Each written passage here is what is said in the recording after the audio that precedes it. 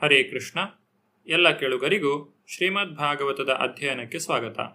ಶ್ರೀಮದ್ ಭಾಗವತದ ದಶಮಸ್ಕಂದದಲ್ಲಿ ಶಿಶುಪಾಲನ ಸಂಹಾರದ ಕುರಿತಾಗಿ ನಾವು ತಿಳಿದುಕೊಳ್ಳುತ್ತಿದ್ದೇವೆ. ಜರಾಸಂಧನ ವಧೆಯ ಕುರಿತಾಗಿ ತಿಳಿದಂತಹ ಯುಧಿಷ್ಠಿರ ಮಹಾರಾಜನು ಶ್ರೀಕೃಷ್ಣನಲ್ಲಿ ಈ ರೀತಿಯಾಗಿ ನುಡಿದನು: ನಾವು ಬಹುದೊಡ್ಡ ರಾಜರು, ಜಗತ್ತನ್ನು ಆಳುವವರು ಎಂದು ಭಾವಿಸಿ ನಾವು ನಮ್ಮ ಸಣ್ಣ ಪುಟ್ಟ ಸ್ಥಾನಗಳಿಂದಾಗಿ ಅಹಂಕಾರಪಟ್ಟರೂ ನಾವು ಹೃದಯದರಿದ್ರರು.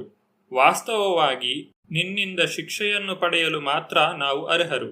ಆದರೆ ಆಶ್ಚರ್ಯದ ಸಂಗತಿಯೆಂದರೆ, ನಮ್ಮನ್ನು ಶಿಕ್ಷಿಸುವ ಬದಲು ನೀನು ನಮ್ಮ ಆಜ್ಞೆಗಳನ್ನು ದಯವಿಟ್ಟು ಸ್ವೀಕರಿಸಿ ಸರಿಯಾದ ರೀತಿಯಲ್ಲಿ ಅವುಗಳನ್ನು ನಡೆಸುತ್ತೀಯೆ. ನೀನು ಸಾಮಾನ್ಯ ಮನುಷ್ಯನ ಪಾತ್ರವನ್ನು ವಹಿಸಬಲ್ಲೆ ಎಂದು ನಾವೆಲ್ಲರೂ ಆಶ್ಚರ್ಯಪಡುತ್ತೇವೆ. ಆದರೆ ನೀನು ನಾಟಕದ ನಟನಂತೆ ಈ ಚಟುವಟಿಕೆಗಳನ್ನು ನಡೆಸುತ್ತಿದ್ದೀಯೆ ಎಂದು ನನಗೆ ತಿಳಿದಿದೆ. ಉದಯಿಸುವ ಮತ್ತು ಅಸ್ತಮಿಸುವ ಸಮಯಗಳ ನಡುವೆ ಒಂದೇ ಶಾಖವಿರುವ ಸೂರ್ಯನ ಸ್ಥಾನದಂತೆ ನಿನ್ನ ಸ್ಥಾನವು ಸದಾ ಉನ್ನತವಾದದ್ದು.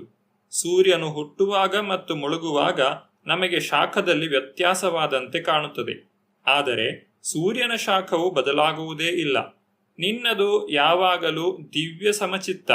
ಆದ್ದರಿಂದ ಭೌತಿಕ ಆಗುಹೋಗುಗಳ ಯಾವುದೇ ಸ್ಥಿತಿಯಿಂದ ನಿನಗೆ ಸಂತೋಷವಾಗಲಿ ಕಳವಳವಾಗಲಿ ಆಗುವುದಿಲ್ಲ.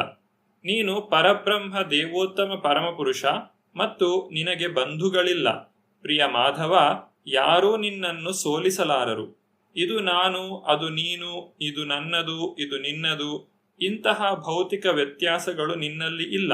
ಇದು ನಮಗೆ ತಿಳಿಯುತ್ತದೆ. ಇಂತಹ ತಾರತಮ್ಯಗಳು ಎಲ್ಲರ ಜೀವನದಲ್ಲಿ, ಪ್ರಾಣಿಗಳ ಜೀವನದಲ್ಲಿ ಸಹ ಕಾಣುತ್ತದೆ. ಆದರೆ ಪರಿಶುದ್ಧ ಭಕ್ತರಾದವರು ಇಂತಹ ಹುಸಿ ತಾರತಮ್ಯಗಳಿಂದ ಬಿಡುಗಡೆಯಾಗಿರುತ್ತಾರೆ.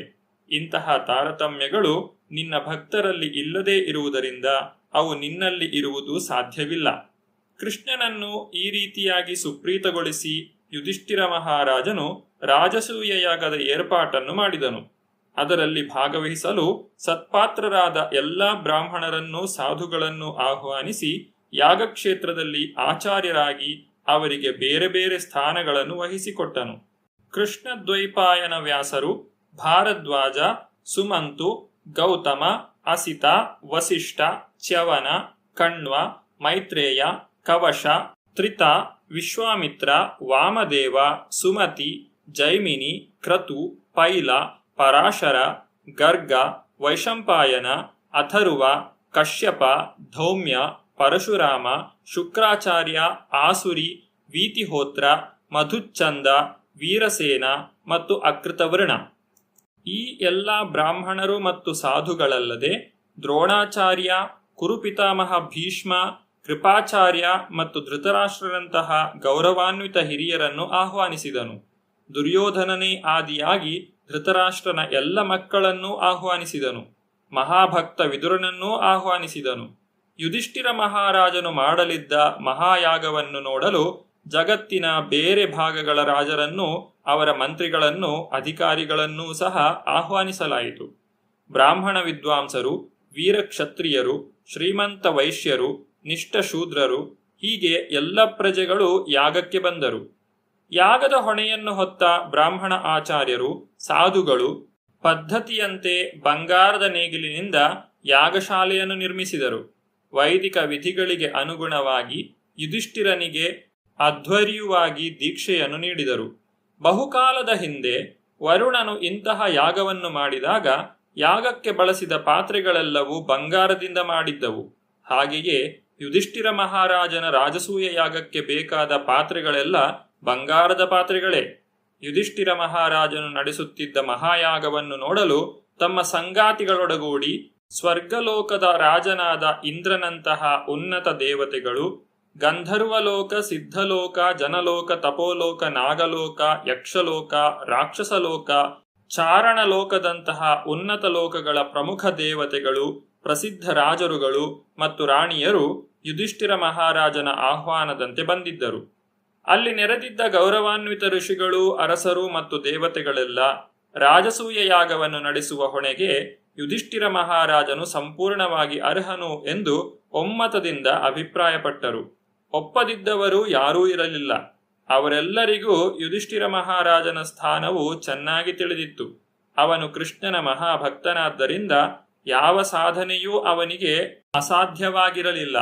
ಬಹು ಹಿಂದಿನ ಯುಗದಲ್ಲಿ ವರುಣನು ಯಾಗವನ್ನು ನಡೆಸಿದಂತೆಯೇ ಯುಧಿಷ್ಠಿರ ಮಹಾರಾಜನ ಯಾಗವು ನಡೆಯುವಂತೆ ಬ್ರಾಹ್ಮಣ ವಿದ್ವಾಂಸರು ಋಷಿಗಳು ನೋಡಿಕೊಂಡರು. ವೈದಿಕ ಪದ್ಧತಿಯ ಪ್ರಕಾರ ಯಾಗದ ವ್ಯವಸ್ಥೆಯಾದಾಗ ಯಾಗದಲ್ಲಿ ಭಾಗವಹಿಸುವವರಿಗೆ ಸೋಮರಸವನ್ನು ಕೊಡುತ್ತಾರೆ. ಸೋಮಲತೆಯ ರಸವು ಒಂದು ಜೀವದಾಯಕ ಪಾನೀಯ. ಸೋಮರಸವನ್ನು ತೆಗೆಯುವ ದಿನ ಯಾಗಕ್ರಮದಲ್ಲಿ ಯಾವುದೇ ಲೋಪದೋಷಗಳನ್ನು ಗುರುತಿಸಲು ನೇಮಕವಾಗಿದ್ದ ವಿಶೇಷ ಆಚಾರ್ಯನನ್ನು ಯುಧಿಷ್ಠಿರ ಮಹಾರಾಜನು ಬಹಳ ಗೌರವದಿಂದ ಬರಮಾಡಿಕೊಂಡನು. ಇದರ ಉದ್ದೇಶವೇನೆಂದರೆ ವೈದಿಕ ಮಂತ್ರಗಳನ್ನು ಪರಿಪೂರ್ಣವಾಗಿ ಮತ್ತು ಸರಿಯಾದ ಉಚ್ಚಾರಣ ರೀತಿಯಲ್ಲಿ ಪಠಿಸಬೇಕು. ಈ ಕೆಲಸಕ್ಕೆ ನಿಯೋಜಿತರಾದ ಆಚಾರ್ಯರು ತಪ್ಪು ಮಾಡಿದರೆ ತೀರ್ಪುಗಾರ ಆಚಾರ್ಯರು ಕೂಡಲೇ ಕ್ರಮವನ್ನು ಕೈಗೊಳ್ಳುತ್ತಾರೆ. ಹೀಗೆ ವಿಧಿಗಳು ಪರಿಪೂರ್ಣವಾಗಿ ನಡೆಯುತ್ತವೆ. ಅದನ್ನು ಪರಿಪೂರ್ಣವಾಗಿ ನೆರವೇರಿಸದೇ ಇದ್ದರೆ ಯಾಗವು ಅಪೇಕ್ಷಿತ ಫಲವನ್ನು ನೀಡಲಾರದು. ಈ ಕಲಿಯುಗದಲ್ಲಿ ಇಂತಹ ಬ್ರಾಹ್ಮಣ ವಿದ್ವಾಂಸರು ಅಥವಾ ಆಚಾರ್ಯರು ಸಿಗುವುದಿಲ್ಲ. ಆದ್ದರಿಂದ ಇಂತಹ ಎಲ್ಲ ಯಾಗಗಳನ್ನು ಮಾಡುವುದರ ಬದಲು ಶಾಸ್ತ್ರಗಳಲ್ಲಿ ಸೂಚಿಸಿರುವ ಒಂದೇ ಒಂದು ಯಾಗ, ಅಂದರೆ ಹರೇ ಕೃಷ್ಣ ಮಹಾಮಂತ್ರದ ಸಂಕೀರ್ತನೆಯನ್ನು ಮಾಡಬೇಕು. ಇನ್ನೊಂದು ಮುಖ್ಯವಾದ ವಿಧಿ ಎಂದರೆ ಸಭೆಯಲ್ಲಿರುವ ಅತ್ಯುನ್ನತ ವ್ಯಕ್ತಿಗೆ ಅಗ್ರಪೂಜೆಯನ್ನು ಸಲ್ಲಿಸುವುದು. ಯುಧಿಷ್ಠಿರನ ಯಾಗಕ್ಕೆ ಎಲ್ಲ ಏರ್ಪಾಡುಗಳನ್ನು ಮಾಡಿದ ನಂತರ ಉತ್ಸವದಲ್ಲಿ ಅಗ್ರಪೂಜೆಯು ಯಾರಿಗೆ ಸಲ್ಲಬೇಕು ಎನ್ನುವ ಯೋಚನೆಯು ಬಂದಿತು. ಅಗ್ರ ಎಂದರೆ ಮೊದಲನೆಯದು. ಅಗ್ರಪೂಜೆಯು ಅಧ್ಯಕ್ಷನ ಆಯ್ಕೆಯನ್ನು ಹೋಲುತ್ತದೆ. ಯಾಗದ ಸಭೆಯಲ್ಲಿ ಬಹು ಉನ್ನತರಾದವರು ಅನೇಕರು ಇದ್ದರು. ಅಗ್ರಪೂಜೆಗೆ ಪರಿಪೂರ್ಣನಾಗಿ ಅರ್ಹನಾದವನು ಎಂದು ಕೆಲವರು ಒಬ್ಬನ ಹೆಸರನ್ನು ಹೇಳಿದರೆ ಇನ್ನೊಬ್ಬರು ಮತ್ತೊಬ್ಬನ ಹೆಸರನ್ನು ಹೇಳುತ್ತಿದ್ದರು. ವಿಷಯವು ಇತ್ಯರ್ಥವಾಗದೆ ಉಳಿದಾಗ ಸಹದೇವನು ಶ್ರೀಕೃಷ್ಣನ ಪರವಾಗಿ ಮಾತನಾಡಲು ಪ್ರಾರಂಭಿಸಿದನು. ಅವನು ಈ ರೀತಿಯಾಗಿ ನುಡಿದನು: ಯದುವಂಶ ಶ್ರೇಷ್ಠನೂ ಭಕ್ತ ಪರಿಪಾಲಕನೂ ಆದ ಶ್ರೀಕೃಷ್ಣನು ಈ ಸಭೆಯಲ್ಲಿ ಅತ್ಯುನ್ನತ ಪುರುಷನು. ಆದ್ದರಿಂದ ಯಾವ ಆಕ್ಷೇಪಣೆಯೂ ಇಲ್ಲದೆ ಅಗ್ರಪೂಜೆಯ ಗೌರವವನ್ನು ಅವನಿಗೆ ಸಲ್ಲಿಸಬೇಕೆಂದು ನಾನು ಹೇಳುತ್ತೇನೆ. ಸ್ವರ್ಗಲೋಕದ ಒಡೆಯ ಇಂದ್ರ ಮೊದಲಾದ ದೇವತೆಗಳು ಮತ್ತು ಇತರ ಅನೇಕ ಮಂದಿ ಶ್ರೇಷ್ಠ ವ್ಯಕ್ತಿಗಳು ಈ ಸಭೆಯಲ್ಲಿದ್ದರೂ ಸಮಯ, ಸ್ಥಳ, ಐಶ್ವರ್ಯ, ಬಲ, ಕೀರ್ತಿ, ಜ್ಞಾನ, ವೈರಾಗ್ಯ ಅಥವಾ ಬೇರೆ ಯಾವುದಾದರೂ ದೃಷ್ಟಿಯಿಂದ ಶ್ರೀಕೃಷ್ಣನಿಗೆ ಸಮಾನರಾದವರಾಗಲಿ ಅವನನ್ನು ಮೀರಿಸುವವರಾಗಲಿ ಯಾರೂ ಇಲ್ಲ. ಶ್ರೀಮಂತಿಕೆ ಎಂದು ಯಾವುದನ್ನೇ ಪರಿಗಣಿಸಿದರೂ ಅದು ಕೃಷ್ಣನಲ್ಲಿ ಸಂಪೂರ್ಣವಾಗಿ ಇದೆ. ಭೌತಿಕ ದೇಹದ ಬೆಳವಣಿಗೆಯ ಮೂಲ ತತ್ವವು ವೈಯಕ್ತಿಕ ಆತ್ಮವಾಗಿರುವಂತೆ ಬ್ರಹ್ಮಾಂಡದ ಪರಮಾತ್ಮನು ಕೃಷ್ಣ. ಯಾಗವನ್ನು ನಡೆಸುವುದು, ಅಗ್ನಿಗೆ ಹವಿಸ್ಸನ್ನು ನೀಡುವುದು, ವೈದಿಕ ಮಂತ್ರಗಳನ್ನು ಪಠಿಸುವುದು, ಯೋಗಾಭ್ಯಾಸ ಇಂತಹ ವೇದೋಕ್ತ ವಿಧಿಗಳೆಲ್ಲದರ ಗುರಿ ಶ್ರೀಕೃಷ್ಣನ ಸಾಕ್ಷಾತ್ಕಾರ. ಕರ್ಮ ಮಾರ್ಗವನ್ನು ಅನುಸರಿಸಲಿ, ಜ್ಞಾನ ಮಾರ್ಗವನ್ನು ಅನುಸರಿಸಲಿ, ಆತ್ಮ ಸಾಕ್ಷಾತ್ಕಾರದ ಎಲ್ಲ ಪ್ರಾಮಾಣಿಕ ಮಾರ್ಗಗಳು ಶ್ರೀಕೃಷ್ಣನನ್ನು ಅರ್ಥ ಮಾಡಿಕೊಳ್ಳುವ ಮಾರ್ಗಗಳೇ. ಶ್ರೇಷ್ಠರಾಗಿರುವ ನಿಮ್ಮೆಲ್ಲರಿಗೂ ಪರಬ್ರಹ್ಮನಾದ ಶ್ರೀಕೃಷ್ಣನ ಅರಿವಿದೆ. ಅವನ ಮಟ್ಟಿಗೆ ದೇಹಕ್ಕೂ ಆತ್ಮಕ್ಕೂ, ಶಕ್ತಿಗೂ ಶಕ್ತಿವಂತನಿಗೂ ಅಥವಾ ದೇಹದ ಒಂದು ಭಾಗಕ್ಕೂ ಇನ್ನೊಂದು ಭಾಗಕ್ಕೂ ವ್ಯತ್ಯಾಸವಿಲ್ಲ. ಕೃಷ್ಣನಿಗೂ ಇತರ ಎಲ್ಲ ಜೀವಿಗಳಿಗೂ ಗುಣಾತ್ಮಕ ವ್ಯತ್ಯಾಸವಿಲ್ಲ. ಏಕೆಂದರೆ ಪ್ರತಿಯೊಬ್ಬನೂ ಶ್ರೀಕೃಷ್ಣನ ವಿಭಿನ್ನಾಂಶ.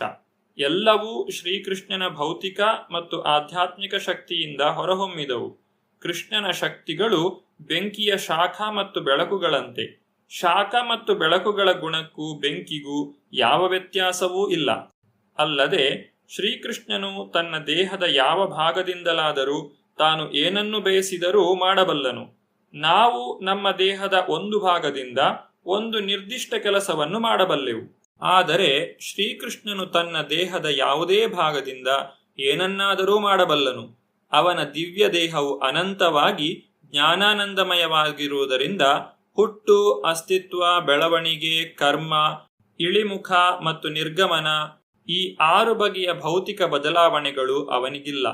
ಯಾವುದೇ ಹೊರಗಿನ ಶಕ್ತಿಯ ಪ್ರಭಾವವಿಲ್ಲದೆ ಅವನು ಅಸ್ತಿತ್ವದಲ್ಲಿರುವ ಎಲ್ಲದರ ಸೃಷ್ಟಿ, ಸ್ಥಿತಿ ಮತ್ತು ಲಯಗಳ ಕಾರಣನು. ಶ್ರೀಕೃಷ್ಣನ ಕೃಪೆಯಿಂದ ಮಾತ್ರವೇ ಪ್ರತಿಯೊಬ್ಬನೂ ಧಾರ್ಮಿಕ ಅಭ್ಯಾಸದಲ್ಲಿ, ಆರ್ಥಿಕ ಸ್ಥಿತಿಯ ಬೆಳವಣಿಗೆಯಲ್ಲಿ, ಇಂದ್ರಿಯ ತೃಪ್ತಿಯಲ್ಲಿ ಮತ್ತು ಕಟ್ಟಕಡೆಗೆ ಭವಬಂಧನದಿಂದ ಮೋಕ್ಷ ಸಾಧನೆಯಲ್ಲಿ ನಿರತನಾಗಿರುತ್ತಾನೆ. ಮುನ್ನಡೆಯುವ ಬದುಕಿನ ಈ ತತ್ವಗಳನ್ನು ಶ್ರೀಕೃಷ್ಣನ ದಯೆಯಿಂದ ಮಾತ್ರ ಅನುಷ್ಠಾನಕ್ಕೆ ತರಬಹುದು. ಆದ್ದರಿಂದ ಈ ಮಹಾಯಾಗದ ಅಗ್ರಪೂಜೆಯು ಅವನಿಗೆ ಸಲ್ಲಬೇಕು. ಸಹದೇವನು ಶ್ರೀಕೃಷ್ಣನ ಕುರಿತಾಗಿ ಮಾಡಿದ ಸ್ತುತಿಯ ಮುಂದುವರಿದ ಭಾಗವನ್ನು ನಾವು ಮುಂದಿನ ಸಂಚಿಕೆಯಲ್ಲಿ ನೋಡೋಣ. ಧನ್ಯವಾದಗಳು. ಹರೇ ಕೃಷ್ಣ.